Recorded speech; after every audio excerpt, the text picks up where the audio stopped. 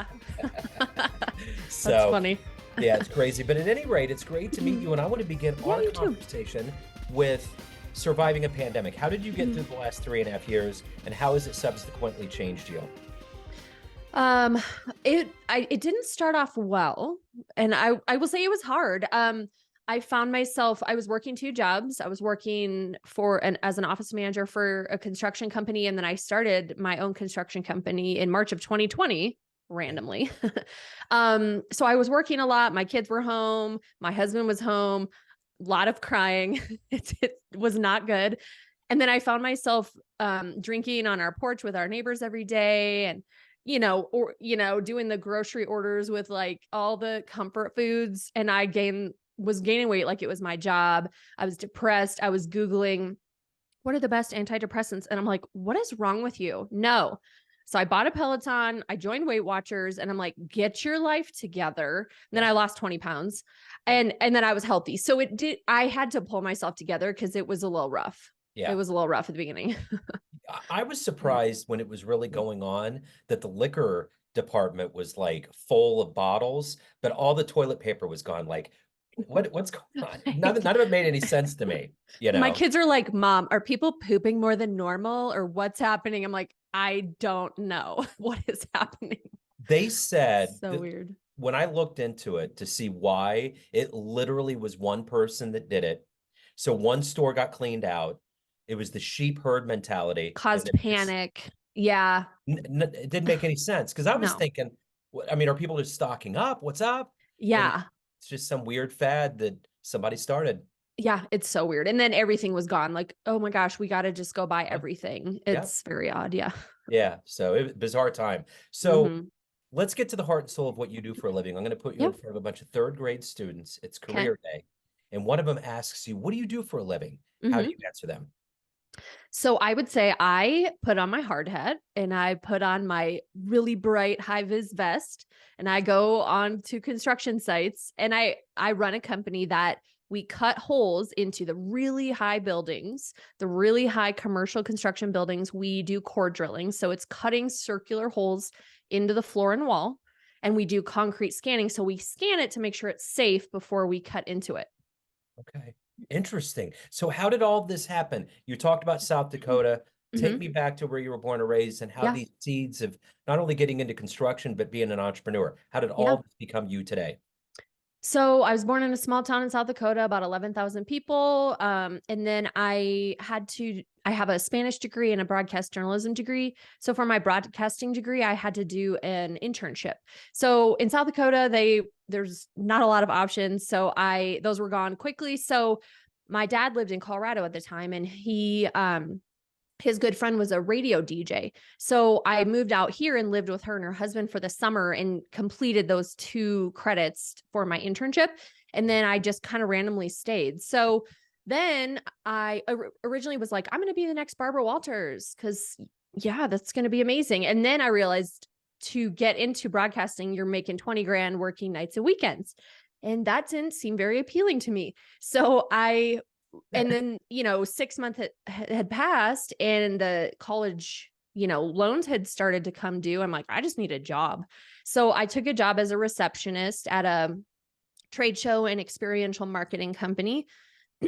Worked there 6 years, worked my way up throughout the company. But then I was just like, I'm not doing anything worthwhile with my life. So I'm doing some soul searching. What do I actually want to do? So I quit. I got my master's in education, and I became a high school Spanish teacher for 10 years Okay. and did that. Really loved it. Then the last year was pretty rough. One day a kid called me an effing waste of space. And I was like, tell me how you really feel. This is what is happening. And I just sat there and I was like, I don't love this anymore. So I need to move on. At that point, I had no clue what I wanted to do with my life. And I tried to apply for all these jobs. No one called me at all. I'm like, I don't know if I'm overqualified. I'm like, they don't like me. It was just crickets. So I finally took a job as an office manager for a commercial construction, like small business. Did that. And then in March of 2020, started my company. So I actually worked both jobs until April of 22. And then I was like, I cannot do this anymore. Yeah. I have to step out on my own. And I never thought I would be an entrepreneur, number one, but I love it. Number two, never thought I would work in construction. I wasn't playing with Barbies like, hey, I want to work in construction when I'm older. Because girls, they don't even realize that's an option. Right. There's only like 10% of women in the whole field of construction, and then owners are way less. Yeah. That own companies. But honestly, I have the best employees. My clients are fantastic, and the beauty of it is I just get to do things my own way. Yeah. If something's not working, I fix it. I don't have to ask somebody. I just do whatever I want that works for us and works for our clients. So it's been really cool. Yeah. You know what's interesting? Because, I went after broadcasting too. And when I Did got you? on the inside, I was like, man, they aren't making any money. They're all stressed out. They No, scream at each other in ways that I've never heard in my life. really. But so when you see people that survive it, you either think, wow, they're really tenacious or they're really insane. Yeah. Right. It's just a weird world. Yeah. Yeah. So, but so I'm curious, when you were a child, Mhm. did you even envision any of this, or was it just broadcasting from the word go? So when I was a little child, I remember locking myself in my closet, and my teachers always loved me and I was a really good student, and they would give me leftover, remember like the overhead things, Oh like yeah. so the clear things I would be, and they'd give me leftover old markers and stamps, and I would lock myself in my closet and play teacher. Okay. I don't know why in my closet, but so weirdly, and I didn't want to actually go into teaching until many years later. It kind of just wasn't even on my mind. So yeah, that was what I was, doing when I was at elementary school. And then it Yeah. somehow came around full circle many years later. It's like a carousel for sure. So Yeah. who's been a hero for you in your life?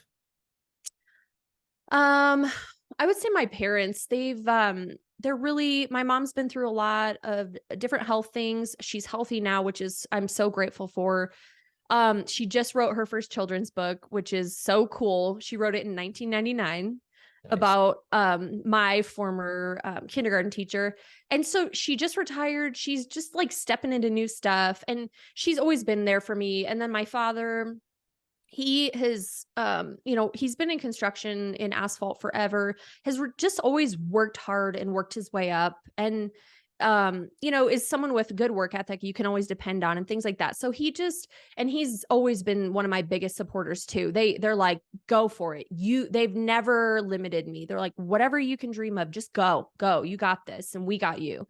So I really don't think I'd be where I'm at today without their support. And I'm just grateful for the lessons they taught me. So you probably never really ever get rid of the journalism in your bones. So if you could have a Hmm. dream meeting or interview with somebody, who would you love to Hmm. interview and meet? Um, Honestly, I think Michelle Obama would be so cool to interview. She's just awesome. She's Yeah. just feisty and strong and smart. And I think you could sit and talk to her for hours. Yeah. And she's so interesting. She's number one, always on this list. It's always Yeah, Obama. yeah, I think you'd leave and be like, oh my God, that was the best conversation Yeah, ever. I agree. Yeah, I see her on a lot of shows and she's always unique. There's always a flavor that she Yeah. goes in with. Yeah. Yeah. She just is just such a strong, like unique, awesome woman. She's Yeah, just really cool. absolutely. So Hmm. let me ask you this. What is the motivation every day for you? Every day to be an entrepreneur, to motivate employees, to Hmm. be you, to evolve. What is all of that for you? Really, I think, I think I love what I do. And I know that I have employees and I need to take care of them and I want to be successful for them. But I think ultimately I have two young sons, they're 7 and 10. And I want to show them that you can reinvent yourself and I've been successful in each industry I've been in because I'm a really hard worker and I can go out and do it. And so I want to work hard and build something to show them, go out and do whatever it is you want to do. And you can work hard. You can go into something not knowing what you're doing, but you work hard, you ask questions, you put yourself around people that are doing what you want to do, and you can do literally anything. So I would hope that I can inspire my kids to just be proud and know their mom built something and did something, that maybe not everyone did. Yeah. So speaking of kids, if you have a Hmm. dream tonight, run into say, senior in high school version of you, and Yeah. you could give that young version of you a piece of advice based on the life you've led, the wisdom you've gained, Mm, what yeah. advice would you impart on that young version? Oh man, I would say life's hard. That's the one guarantee in life. Life is going to be hard, but, and you're going to go through some tough times, but stick with it, buckle down, get through it, take care of yourself. And that will be a lot easier to get through those times. But I would just say, those, don't shy away from those tough times. Those tough times will actually make you who you are and actually propel you out into the world to do what you're supposed to do. What's been some of the best advice that you've ever gotten that's resonated with you all these years? Oh man, advice. I have a few really cool. I have a few women friends that run multi-million dollar construction companies, which is so cool to me. Yeah. And so I've really relied onto them and relied, when I'm having a tough time, I call them like, hey, what's going on? What would you do in this situation?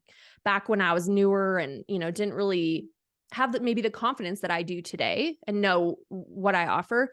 Um, and one day, one of my friends was like, I was telling her about this situation. I'm like, did I do something wrong? It's just a weird situation. She's like, honey, they're bullying you. Knock it off. Move on. You don't owe them anything. You don't have a contract. You don't have this or that. They're harassing you. Just move on. Yeah. Oh, okay. I'm like losing sleep over this. And she's like, no, you're good. Just go. Just, You did nothing wrong. It's like, yeah. okay, thank you. That's probably has to be somewhat of a mantra being in a male-dominated industry, I would imagine. Mm-hmm. Yeah, and it's just, I think people respect me. I'm a strong woman. I go in there but I'm also nice and I care about people. So I think my clients appreciate that. They know who they're getting and they know me. And we talk about life way more than we even talk about business. So Yeah. it's like, hey, how was this? What'd you do? That's how I get to know people. So I think they trust and respect me for that. And we get to know each other on the real level, not just like, hey, do you need some work? Yeah, for Yeah. sure. So let me ask you this. You have all these people, family, friends, clients, employees, but you ultimately run the show. What is your Mhm. perception of you? Who do you think you are? I do. My son's like, Mom, you're the boss. I'm like, yes, yes, I am. My perception of me is that I'm hardworking. I am genuine. I tell the truth a lot. I will pass up work if I can't do it or if our scope isn't going to work. People call me and I'm like, I'm just going to be honest now because I don't want to cause problems for you later. And they're like, hey, I appreciate that. So I'm hardworking, honest, genuine. Like what you see is what you get. And I feel like that's from growing up in a small town where it's just real. Yeah, It's not, I'm not fancying over the top crazy drama. That's not who I am. I'm just real and this is what you get. And I truly think people appreciate that. absolutely. Yeah. So if anyone wants to reach out, learn more about you, Mhm. anything about your world, where can they go? Where's the best place? Yeah. So if you want to check out my website, it's chelseahusum.com. So Chelsea, ChelseaHusum.com. There's info. I have a book coming out soon. I'm doing speaking and podcasting, things like that. I do want to start a podcast this year. So hope that's on my to-do list. Yeah. But yeah, please check me out there. I'd love to connect and hear what I love to hear what people are working on or what they're going through also, because then I can help support people. I think you're going to love the podcasting, having that journalism background. It's probably going to Yeah, be, right. yeah, And I just like having conversations with real people. That's all I yeah. want to do. You know what I mean? And get to know there's so much power in that. Yeah, it's fascinating. That really Mhm. is the essence of it. It's the human Mhm. condition. You Yeah, know, we're all doing kind of the same things. I think you figure out that we're all much more alike than we are different, as totally.